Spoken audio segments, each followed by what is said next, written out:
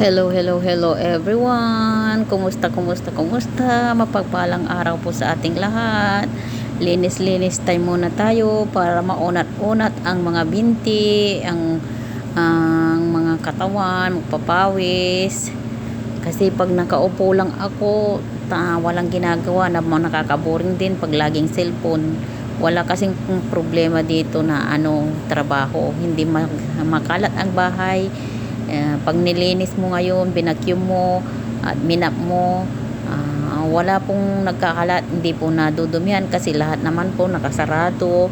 Tapos si Baba, yung bunso, ang tsinelas po nila iniiwan din po nila sa labas, kaya hindi po masyadong mahalikabok.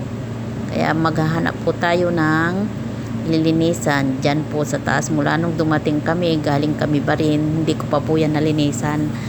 Nilinis ko po yan bago kami umalis. Tapos ngayon, isang buwan kami sa Barin. At saka ilang linggo na kami dito na dumating. 3 yata or 2, ganun. Parang 3. Lilinisan ko din. Matanggal ang halikabok. Kasi madalang kong linisan yan sa taas.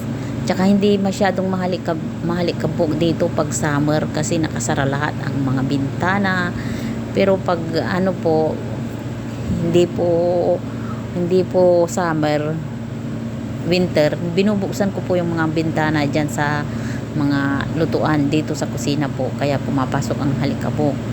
Ayan, isprehan natin yung sa taas kasi yung bakit ba madikit ang mantika. Imamap ko po yan kasi pag hindi map ang gamitin ko, hindi ko po maaabot hanggang sa taas. Linis time para matanggal naman ng konti-konti ang halikabok. Kasi pag gising ko ng umaga, magkakape ako. Tapos wala pa namang masyadong trabaho kasi gusto ko sa gabi, sa hapon na ako maglinis ba, sa umaga pagkatapos mag-almusal, maghuhugas ako kung ano yung dapat hugasan. Yung pinagkainan ni Baba ng gabi, pinag-almusalan ko, kunti lang naman. Pinagkainan ng bunso ng gabi, o kaya basta may hugasan kunti.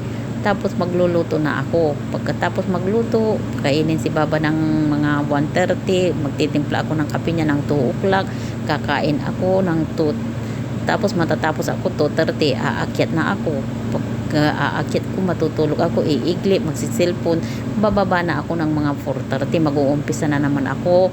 Iligpit ko yung kwarto ng 2, si Baba at saka yung bunso. Tapos bababa na ako, asikasuhin ko na naman ang kusina, gagawa ako ng dinner ni Baba, maglilinis ng kusina, magtatapon ng basura, magmamap. Wala na, tapos na, aakyat na naman ako. Pagkatapos mga 10 o'clock, kukunin ko na naman yung dinner ni Baba. Iaakyat ko yung carrots, cucumber, at saka i-ready ko yung mga nuts niya sa lamesa, baso niya. Siya na ang bababa. Pag 10:15 ganun, kakain na siya ng dinner. Bahala na siyang maghugas ng pinagkainan niya.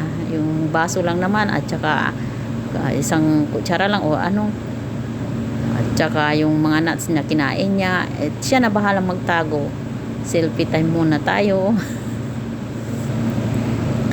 Ayan po, linis-linis.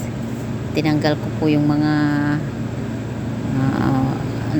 sa drawer, inayos po natin kasi kahit din pala, kahit nasa drawer na, nahahalikabukan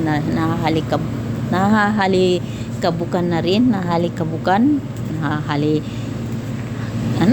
hindi ko tuloy masabing sasabihin ko. Yung isa na ayos na natin, yung isa na naman isusunod natin. Yan, linis muna. Thank you for watching. Yan, shout out sa lahat. Salamat sa mga nagsusuporta.